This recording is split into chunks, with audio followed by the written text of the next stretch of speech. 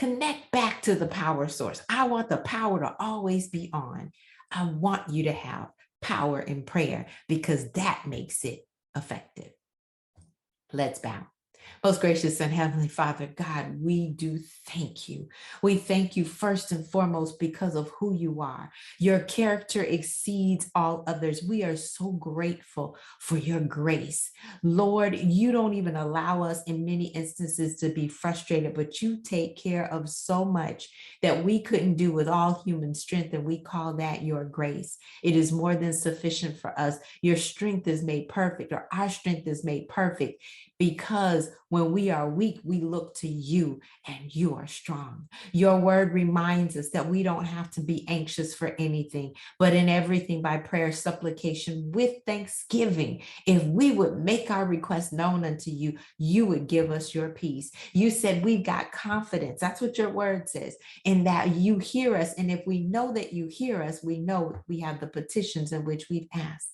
Thank you for your word that comforts us and keeps us. Thank you for your word that opens our eyes of understanding, illuminates to us the fact that you love us just that much, that you died for us. You started it all off. We respond to your grace. We respond to your love. And in our responding, God, we come to seek your face. Show us who we are. Tell us what we are. Tell us what you would have for us to do. We want to know. But then, Lord, we want to increase in wisdom. So we need to always be in your word, and we need you to illuminate it in our hearts, that it's not just for someone else, but it's also for us. Help us to then seek your face for those promises that you've already identified and illuminated to us. Lord, we want everything that you have said that we should have. We want the past things that we might have cursed with our words before, that we cast down, that we allowed others to throw shade on, and others to just steal, or even Satan to steal those things from us. The wealth of the wicked is laid up for the righteous. We want to prosper in every single aspect of our life, God. We seek your face for that. You said in your presence is the fullness of joy, and at your right hand are pleasures evermore. And we're asking for those pleasures, oh God, to be manifested in our life.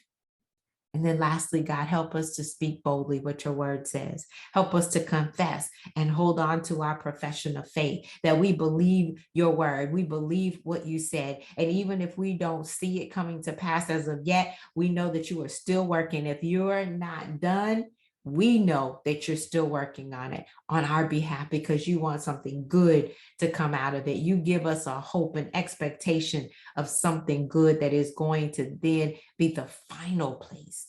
Oh God, we do thank you today. Give us the power, flow in our lives, fall fresh on us. Blow your wind our way, oh God. Breathe into us yet again. We want to walk in power. We want to pray in power. We want to see your power manifested here on this earth. God, we need your power. And we know there's power in your blood. There's power in your word. There's power in the name of Jesus. And for that, God, that's what we call upon today. That magnificent, wonderful name of Jesus. It's in his name that we do pray and give you thanks. Amen. Well, God bless each and every one of you. I consider you family, and I thank you for listening and watching, and most of all, also for sharing the word. But be a doer of the word. Oh, I want you to have so much power in prayer. And it's not just, the rote prayers. It's not just what you've heard said, but I want you to have a real and personal relationship, so that when you call upon his name, he knows it's you, and you know it's you too. Have an absolutely fantastic rest of your day. I'm Dr. Chonta Haynes with Heart Truth Ministries, helping you put feet to your faith so that you can walk victoriously.